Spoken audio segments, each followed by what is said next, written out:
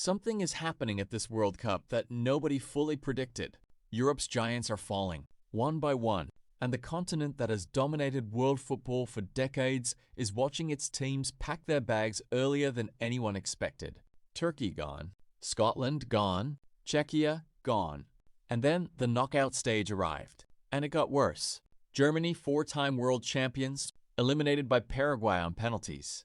The Netherlands, three-time World Cup finalists, sent home by Morocco on penalties. And Sweden, beaten by a French side that looks like it could win the whole thing. 6 European nations, all gone, and the tournament is barely halfway through. But here's what makes this story bigger than just a list of results.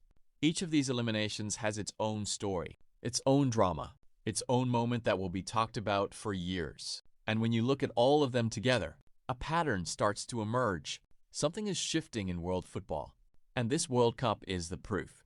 Let us start with Turkey, because their exit was one of the most shocking of the entire group stage. Turkey came into this tournament with genuine ambition. They had reached the semi-finals of Euro 2024 just 2 years ago. They had players performing at the highest level in Europe. Hakan Çalhanoğlu, Arda Güler, Kenan Yildiz, a squad with real quality. And then their first match arrived. Australia, a nation that has never been considered a major football power. And Turkey lost 2-0. It was not even close. Australia were better in every department, and Turkey never recovered from that. They lost their second match to Paraguay 1-0. And just like that, they were going home. A team with semi-final pedigree at a European Championship, eliminated without winning a single match, without scoring more than 1 goal in any game. It was a collapse that nobody saw coming, and it set the tone for what was about to happen to European football at this tournament. Scotland's story is perhaps the most painful of all the European exits. Because Scotland qualified for this World Cup after years of heartbreak, they had not been to a World Cup since 1998. An entire generation of Scottish fans had never seen their country play at the biggest stage in football.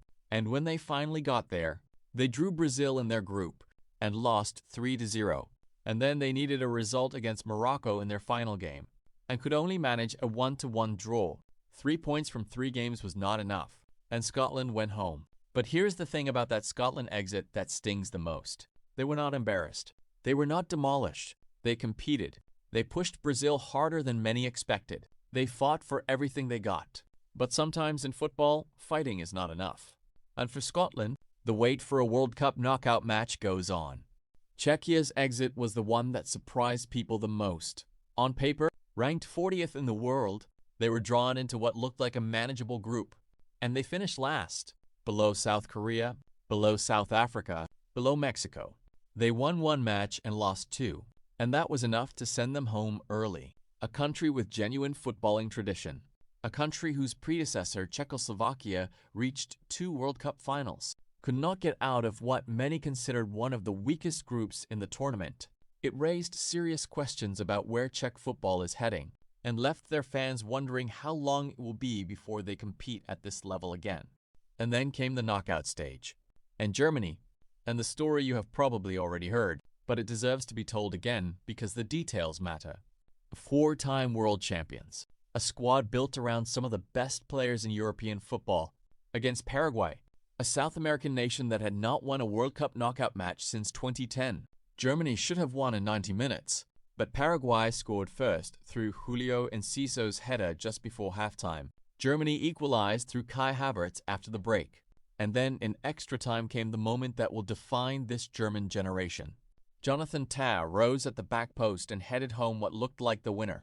The German bench celebrated, the players celebrated, and then VAR intervened. The goal was disallowed for a foul on the Paraguay goalkeeper, a decision that most experts who watched it said was far too soft. And in the penalty shootout that followed, Havertz missed, Woltemade missed. Tah, the same man who had his goal taken away, missed too. 3 misses, and Germany were out. 4-time champions, eliminated by Paraguay in the round of 32. A few hours later in Monterrey, the Netherlands were living through their own nightmare. They led Morocco through Cody Gakpo's goal in the 72nd minute, a goal that made Gakpo break down in tears. He had stayed with the squad despite suffering a personal tragedy just days before, losing his unborn child with his partner, and he scored and it looked like that would be enough. And then the 91st minute arrived.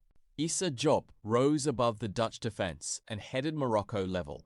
Extra time could not separate them, and in the penalty shootout, Yassine Bounou saved Crescencio Somerville's attempt, and Ismail Saibari fired home the winning penalty. The Netherlands were out, and Gakpo's tears of joy had turned into something else entirely. One of the most emotional nights in recent World Cup history. And Europe had lost another giant. Sweden's exit was perhaps the least surprising of the six. They ran into France, a French team that many believe is the best in the world right now. Kylian Mbappe in the form of his life. 6 goals in the tournament already, and Sweden simply could not cope. France won comfortably, and Sweden were on their way home. But it would be unfair to dismiss Sweden's tournament entirely. They had beaten Tunisia 5-1 in the group stage. They had qualified from a tough group containing the Netherlands and Japan, and they gave a decent account of themselves before running into a French team that is operating on a different level to almost everyone else at this tournament. Now let us zoom out, because when you look at all 6 of these exits together, something becomes clear. Turkey lost to Australia and Paraguay. Scotland could not get past Morocco and Brazil. Czechia finished last in their group. Germany lost to Paraguay listen to the people competing in it. That is the powerful message, not the specific complaint, the principle underneath it. Now, let's set that statement in its full context, because to understand what Iran's federation was saying, you need to understand everything this team has already been through, simply to be at Lumen Field tonight. Iran were at war with the United States when this tournament began. Their sports minister appeared on state television before the tournament and said under no circumstances could they participate. The resolution required Mexico to open its border. Iran has been sleeping in Tijuana and crossing into the United States on match days. 15 federation officials, including the federation president and vice president, were denied American visas and cannot attend their own team's matches. The federation accused the host nation of vindictive behavior. Their supporter ticket allocation was claimed to have been revoked, leaving them unable to offer a single ticket to their fans through official channels. And yet, their media staff were also denied visas. Iran's media division, the journalists and camera operators responsible for covering their own national team at the World Cup, could not